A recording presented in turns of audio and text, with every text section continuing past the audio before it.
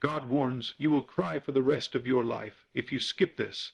There comes a moment in every chosen soul's journey where heaven doesn't knock, it warns. This isn't just another message. This is a divine interruption that splits your timeline in two, before this moment and after. God is not whispering this time. He's roaring, skip this and the grief will follow you for the rest of your life. Not because God is cruel, but because your destiny is too sacred to be played with. You've prayed for clarity, cried for answers, begged for purpose, and now it stands right before you, cloaked as a decision you're afraid to make. If you ignore this divine signal, you will spend your days haunted by the version of yourself you were supposed to become. This is that moment, and if you miss it, you won't just feel disappointment, you'll feel divine disconnection. This isn't about fear, this is about alignment. God warns, heed it now or weep later for what you dared to walk away from. The moment you ignore will become the memory that haunts you forever. There is a holy moment that arrives silently, without ceremony or announcement, and yet it carries the full weight of your destiny within it. It doesn't look like a miracle. It doesn't come with flashing signs or open skies. No, it comes disguised, perhaps as a difficult decision, a quiet prompting, a door you're too afraid to open. And this is the exact reason most people skip it. But hear this, the moment you ignore will become the memory that haunts you for the rest of your life. You see, God never screams, he stirs, he doesn't chase, he chooses, and when he selects you for something divine, he gives you the instruction not in thunder, but in inner knowing. That uncomfortable tension, that divine dissatisfaction with your current life, that persistent vision you can't shake, it's not your imagination, it's the instruction. God places his desire for you inside your own desire. But if you don't understand how he speaks, you'll dismiss his voice as your own daydream. And when you do, you walk away not just from a possibility, but from an appointment in time that was written before you were born. People think the worst pain is failure. It's not.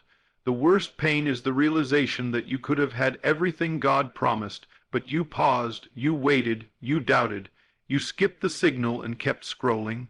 You walked away from the open door because the hallway felt safer. And that decision, that single act of disobedience masked as indecision, becomes the root of spiritual sorrow that won't let you rest. You'll try to silence it with distractions. You'll try to drown it in busyness, but the ache remains. Why?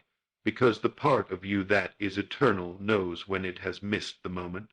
You'll feel it in every unfulfilling relationship, every misaligned job, every morning you wake up knowing something is off. That's not depression. That's divine grief. The soul remembers. The soul knows what it was meant to do. You can fake it on the outside. You can wear your mask of strength. But heaven is not fooled by what earth applauds. God saw you look away when he called your name. He saw you pretend not to hear when the assignment came knocking. He saw you reject the path because it looked too narrow, and now he waits, not to punish, but to see if your spirit is finally ready to return. What you skip today doesn't disappear, it multiplies into spiritual consequences tomorrow.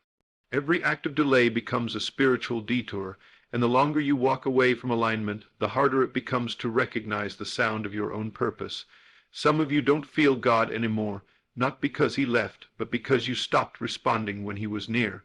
When God speaks and you ignore it long enough, your heart becomes numb to the sound of truth, and then you wonder why you feel stuck, why you feel lost, why your prayers feel like they bounce off the ceiling. The silence you feel is not God ignoring you. It's the echo of you ignoring him. He gave you the instruction. He showed you the vision. He even confirmed it more than once. But you wanted certainty, not faith. You wanted comfort, not character. You wanted a guarantee before you obeyed. But the kingdom doesn't work like that. God doesn't bless fear-based decisions. He blesses obedience. And when you delay your yes, you delay your blessing. Worse, you distort your identity, because your true self only awakens on the path of obedience. And until you walk it, everything you do feels like pretending. That's why the career doesn't satisfy. That's why the relationships don't last. That's why no amount of money, influence, or validation can calm the unrest in your chest, because you are out of place, out of timing, out of alignment, and God is not mocked. What you sow, you will reap. If you sow hesitation when he sends direction, you will reap cycles of confusion. If you sow excuses when he offers elevation, you will reap delay, and here's the part that will break you. Someone else will walk into the assignment you abandoned. God is merciful, yes, but he is also purposeful. He will not let the plan he designed stay frozen because you refuse to move. He will raise up another. Someone else will say yes to what you ignored. Someone else will build what you dreamed of. Someone else will live the life that had your name on it. And when you see it, the tears will come. Not tears of envy, tears of awakening. The kind of weeping that only comes when you realize you were the reason your promise died.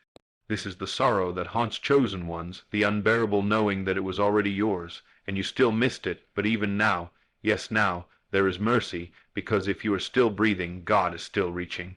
The moment you skipped may not come back the same way, but a new one is being offered, and this time you must not skip it. This time you must not overthink it. This time you must not trade it for safety or approval or logic. Because you already know where that path leads, grief, spiritual silence, and sleepless nights.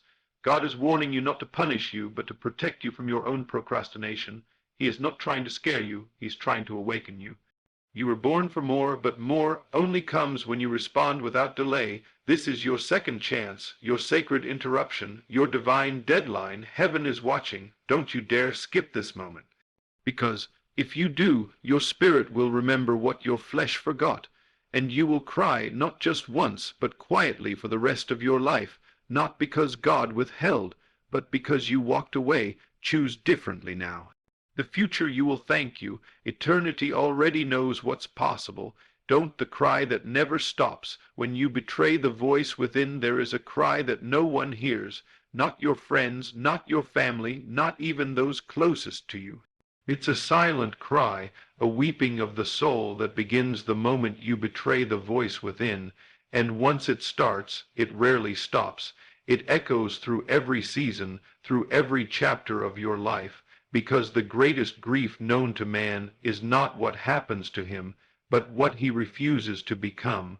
God doesn't judge you for falling. He doesn't condemn you for your mistakes, but he does warn you. Ignore the inner voice I placed in you, and you will cry, not just in one season, but quietly, invisibly, for the rest of your life.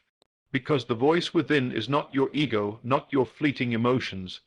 It is the divine compass, the invisible whisper of heaven trying to lead you back to who you truly are. The tragedy is not that most people can't hear it. It's that they do hear it and still walk away. That voice that tells you to leave the relationship that drains you. That voice that says start, even when you feel unqualified. That inner fire that keeps calling you to rise, to move, to trust, to build, to believe again.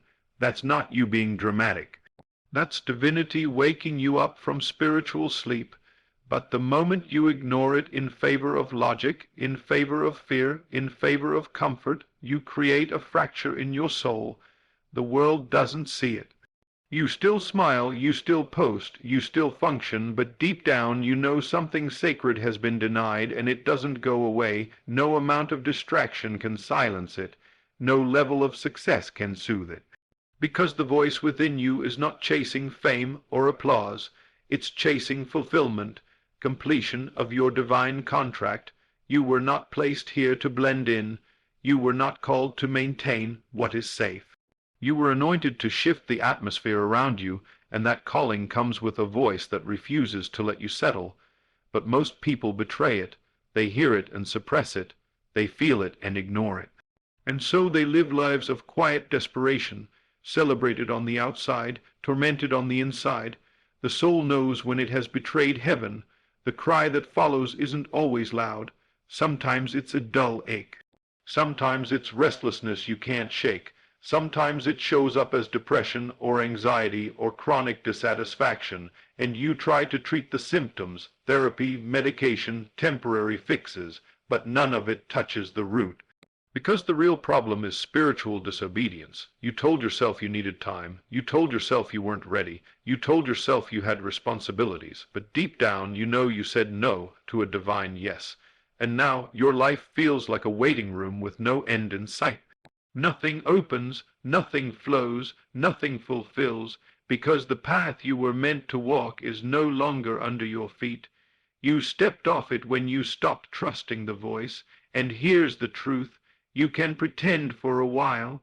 You can succeed in other areas, but you'll never find rest. You'll never feel whole. You'll always feel like something is missing, because something is, the version of you that should have been born by now.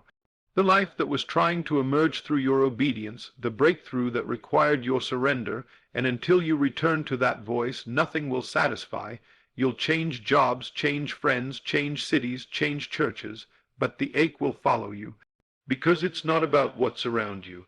It's about what's unresolved within you, and God, in His mercy, allows the discomfort to remain, not to punish you, but to guide you.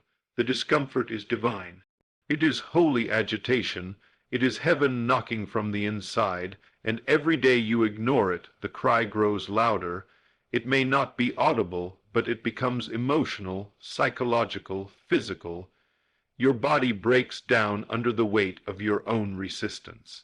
Your relationships suffer because your energy is fragmented. You can't connect deeply with anyone because you're not connected deeply with yourself.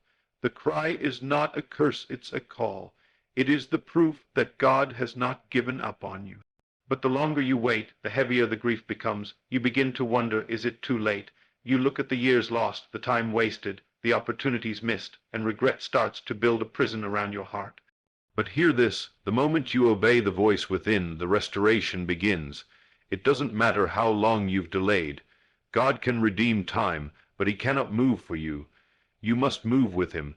That voice, that inner stirring, that divine discomfort, it is your signal.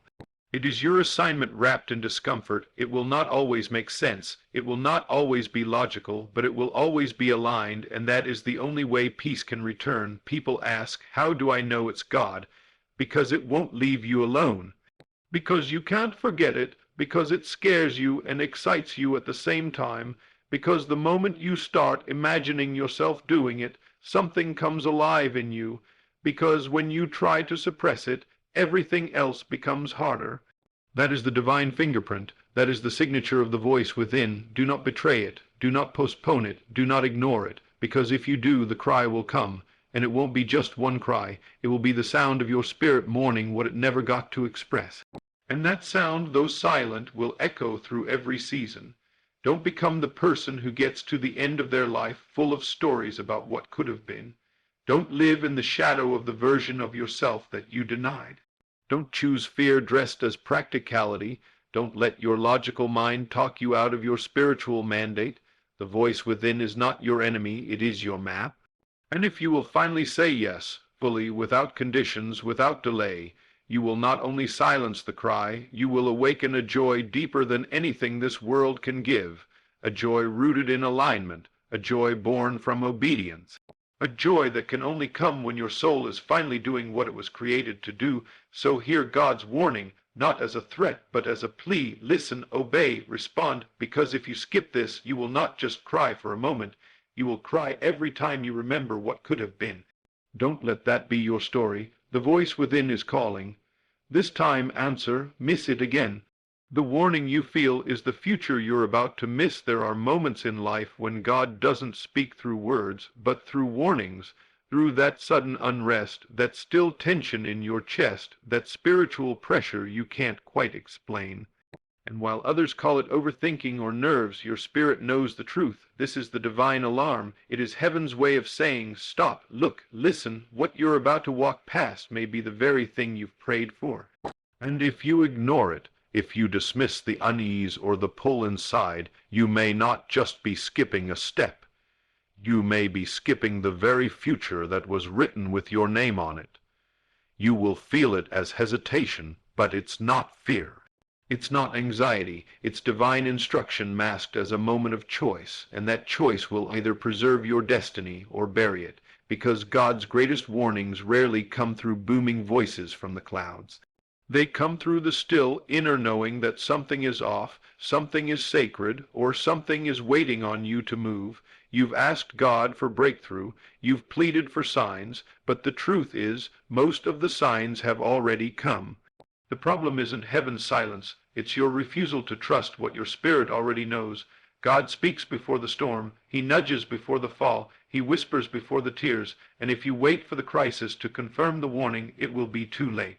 That relationship you were unsure about, that door you kept forcing open, that environment you knew wasn't aligned with your spirit, those weren't just red flags. They were divine signals, warning you not to punish you, but to protect you. But we often ignore the warning in pursuit of our own timeline, our own comfort, our own logic, and we tell ourselves it's not that bad, or maybe I'm overthinking, but your soul isn't a liar. If it's unsettled, there's a reason. If it's resisting, there's a message, and when you dismiss that holy resistance, you step out of alignment and into a season of struggle that was never meant to be yours. That's why it hurts so bad, not just because it failed, but because it was never blessed to begin with. You forced it, and now you must carry the weight of what you built without divine backing. And that weight doesn't just show up in outcomes. It shows up in emotions, fatigue, disillusionment, silent crying that no one sees. Because deep down, something in you knows, I ignored the warning, I moved too fast, I compromised my peace, and now you live in the aftermath of skipping what was meant to save you. The tears don't come from the pain alone, they come from the guilt. The self-betrayal, the realization that you did, in fact, feel the warning, you just didn't listen, and now you're left mourning a version of life that could have been if only you had trusted what didn't make sense at the time. This is how God works. He doesn't give full explanations. He gives promptings, impressions, subtle pushes that require faith, not facts. And if you're waiting to understand before you obey, you'll miss the moment every time. The future you prayed for doesn't come in loud declarations. It comes quietly, wrapped in decisions that seem insignificant until they open or close your next chapter. One skipped warning can cost you years.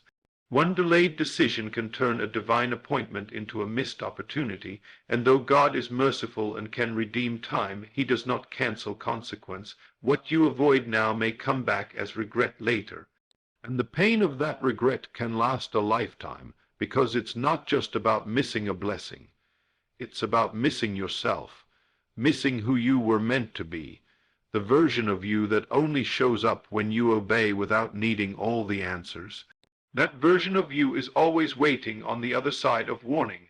But so many people never meet that version of themselves because they keep dismissing the discomfort, silencing the signal, and numbing the nudge.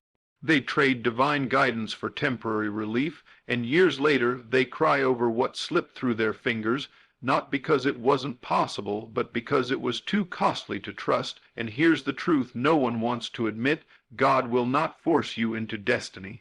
He will only invite you. He will not drag you into the promise. He will whisper, warn, and wait. But if you keep saying no, if you keep overriding the spiritual alert, he will give what was meant for you to someone else who will say yes.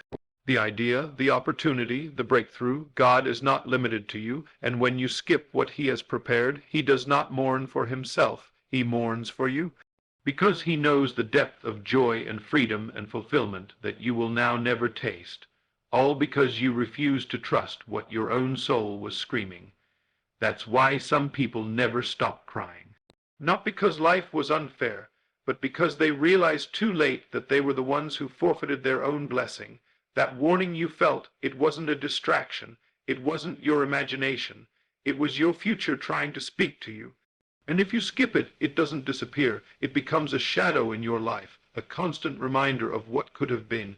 Every time you see someone walking confidently in their purpose, you'll feel it. Every time you revisit that season in your mind, you'll feel it. Every time you wonder why nothing feels right anymore, you'll feel it. That's the cost of skipping divine instruction. It doesn't just alter your path, it breaks something inside you.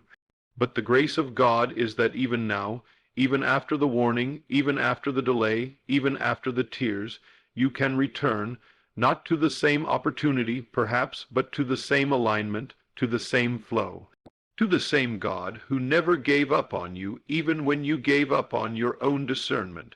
But this time, don't wait for more signs. Don't ask for confirmation after confirmation. Don't silence the warning because it doesn't fit your plan. This time, obey quickly, move humbly, Trust deeply, because what's waiting on the other side is not just a new season. It's a new you, one that doesn't cry in regret, but rejoices in obedience, one that doesn't second, guess God's voice, but walks confidently in it. One that doesn't need a crisis to awaken, but chooses clarity before chaos. The warning you feel is not here to harm you. It's here to save you. Listen or lose what you'll never get back. The decision is yours. Eternity is watching. When you walk away from what was meant for you, life stops making sense. There is no greater confusion than the kind that comes after you walk away from what was divinely meant for you. It's not loud, dramatic, or instantly destructive. It's slow, subtle, and suffocating. Life begins to look the same on the outside, but everything within you starts to fall out of place. You still wake up. You still show up, but something is off, something is missing, and no matter how hard you try to organize the chaos or rebuild what broke, it never feels quite right again. That's what happens when you skip a moment heaven prepared just for you, when you say no to what your soul was silently screaming yes to. The world won't notice. You'll still get likes, you'll still wear the smile, but inside you'll know you walked away from something sacred. And once you leave the path of alignment, nothing else satisfies, nothing else fits. You'll bounce between options, chase other doors, pursue what seems safer or more acceptable, but peace will evade you. You can't pretend your way into purpose, and God, in His mercy, won't let you feel at home in a life that wasn't assigned to you.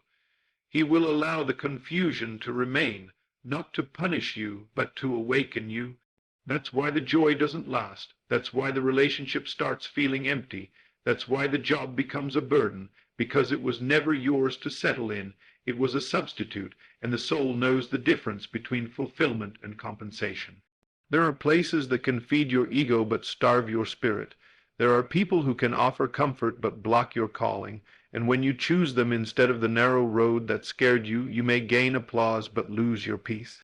That's the heartbreak God tries to protect you from, not the pain of failure, but the pain of misalignment, because the longer you stay away from your true path, the more distorted your identity becomes.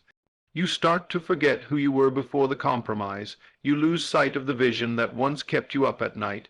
You stop dreaming. You start doubting. You shrink into survival mode, telling yourself, maybe this is just the way it's supposed to be. But deep down, you know better.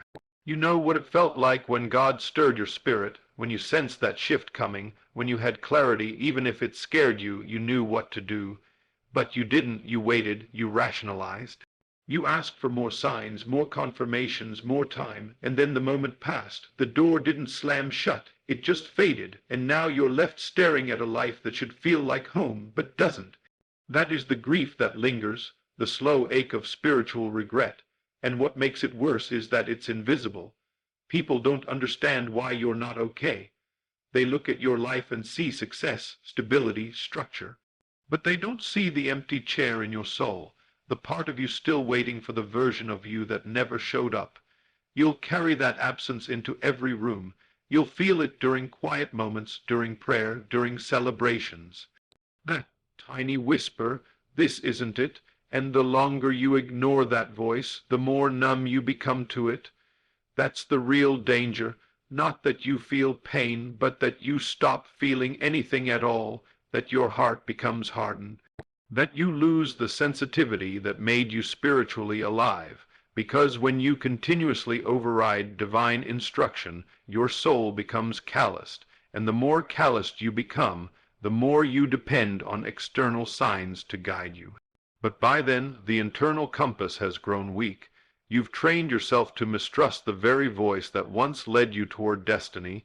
That's why the enemy doesn't need to destroy you. He just needs you to delay, to distract, to settle, because he knows once you start living a life that isn't yours, you'll sabotage yourself without even realizing it. You'll start making choices from fear instead of faith. You'll align with people who feed your wounds instead of your purpose. You'll become addicted to comfort zones and allergic to conviction, and slowly you become a stranger to your own calling. That's why God warns you not to control you, but to preserve your clarity, to keep you close enough to feel His breath, to stop you before you trade your crown for crumbs, because once you make that trade, the consequences ripple, You don't just lose opportunities, you lose time, and time is the one thing you can't get back. You'll look up years later wondering, how did I get here? And the answer will be simple. You walked away, not all at once, but gradually, in small decisions, in skipped nudges, in ignored promptings. In the moments, you said later instead of yes, and each delay became a step away from alignment, but even now, God's grace still reaches. The beautiful thing about divine alignment is that it can begin the moment you say yes again.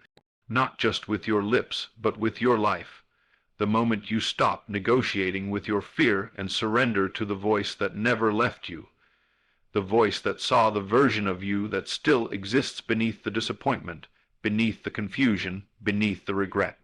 The real you isn't gone, it's just buried under years of disobedience, but the moment you turn, the moment you repent, not in shame but in surrender, God begins the restoration. He begins to soften your heart, to renew your vision, to reorder your steps. But this time you must not hesitate. This time you must not ask for more proof. This time you must not play it safe, because the next door may be the last one that carries your name, and if you walk away again, the life that was meant for you may never be recovered. Don't let that be your legacy. Don't let confusion be your story. Don't spend the rest of your life managing the chaos that came from skipping one sacred yes. You don't have to keep crying over what was lost. But you must be brave enough to return to what's true. Let this moment mark your turning point. Let this message be the final warning before the next window closes. You were never created to live a life that almost aligned. You were born to walk in fullness, in fire, in purpose. Don't let what's easy rob you of what's eternal. Come back to the voice. Come back to the vision. Come back to the you that still waits at the intersection of obedience and destiny. Because the longer you walk away from what was meant for you, the less sense life will make. But the moment you return, everything changes. The fog lifts, the peace returns, and what once felt far becomes yours again. Not because God changed, but because you finally did. Obedience hurts now, but disobedience will haunt you forever. There is a reason God demands your obedience even when it doesn't make sense. Not because he delights in watching you struggle, but because he knows the cost of delay. He sees the heartbreak ahead when you ignore the instruction.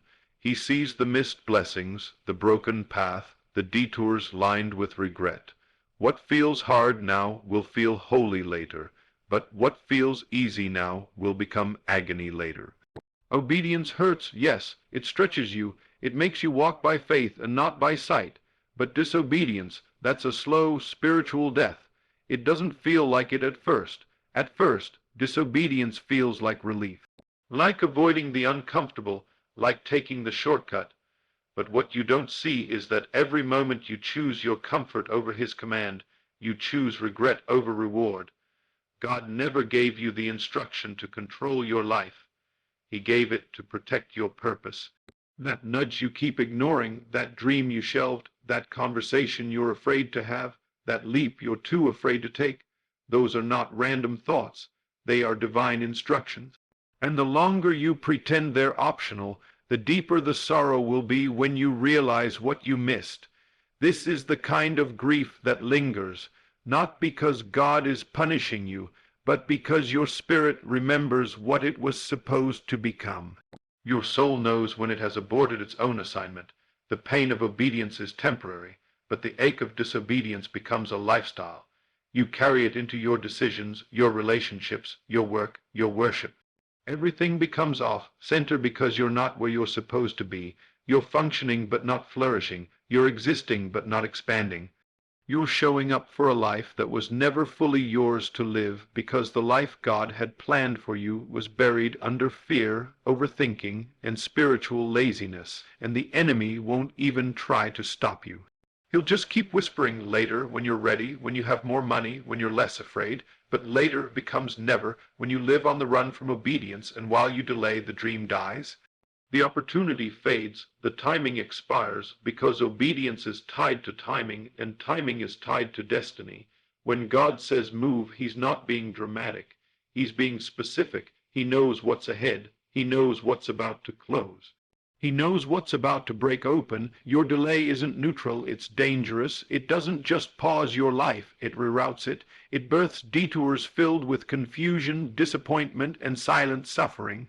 And the cruel irony is that you'll cry in the detour over pain you were never meant to feel. You'll ask God why it's so hard, why you're so lost, why nothing is working. And he'll whisper, you weren't supposed to be here. The weight you carry in disobedience is heavier than any cross you would have carried in obedience. Because disobedience demands that you live with what-ifs. It forces you to watch others walk in what was once yours. It torments you with visions of the person you could have become. That's the kind of pain that keeps you up at night, not because life failed you, but because you failed to say yes when it counted most. The moment you delay, you begin to drift. You drift from clarity, you drift from anointing, you drift from intimacy with God, and while others may still admire you, heaven grieves because you are called for more. Don't be fooled by temporary ease. Just because the storm hasn't come yet doesn't mean you're safe. Sometimes God allows peace in your disobedience, not to reward you, but to reveal you, to show you that you've built your house on sand. And when the rain comes, and it always does, you will find yourself scrambling to salvage what never had a foundation to begin with. That's the hidden cost of saying no to God. Everything else begins to fall apart in slow motion. You don't lose everything at once. You lose it piece by piece, your peace, your fire, your focus, your confidence, your joy, until one day you wake up and realize you're living a life far removed from the one he promised. But the good news, the mercy, is that even now you can still obey, you can still return, you can still surrender. God is not after perfection. He's after your yes. That's all he's ever wanted, a willing heart. A humble spirit, a bold trust that doesn't require all the answers. Obedience doesn't always come with a map, but it always comes with miracles. What feels like risk is really rescue. What feels like sacrifice is really setup. God doesn't take from you. He positions you, and what you give up in obedience, he multiplies in return. But you'll never see it if you keep choosing your own way. You'll never taste it if you keep negotiating with heaven. At some point, you have to stop reasoning and start responding. At some point, you have to stop waiting for confirmation and just move. Because the more you delay, the more desensitized you become to the call. And eventually you stop hearing it altogether, not because God stopped speaking, but because you trained your heart to ignore him. That's the true danger, not that God gives up on you, but that you give up on your ability to follow him. You stop believing you can hear, you stop believing you're chosen, you stop believing it's even possible anymore, and that lie becomes the prison that holds your promise hostage. But today, right now, you can break out. You can come back, you can choose obedience again, not out of fear, but out of freedom, because obedience is not bondage. It's the key to everything your soul is starving for: peace, clarity, power, provision. Purpose, alignment, these are not random gifts. They are the fruit of saying yes when it's hardest, when it costs, when no one claps, when nothing makes sense. That's where obedience lives, and that's where glory begins. So if God is speaking, if your spirit is stirring, if the instruction has come, do not delay, do not dismiss it, do not downgrade it because of fear. This moment is more critical than you know. This choice is heavier than it looks. What you do next won't just affect you. It will echo through generations. Obedience may break your pride, your comfort, your plans, but it will build your legacy. Say yes, surrender, move. Because the pain of obedience is for a season, but the pain of disobedience will haunt you for the rest of your life. Choose wisely. Heaven is waiting.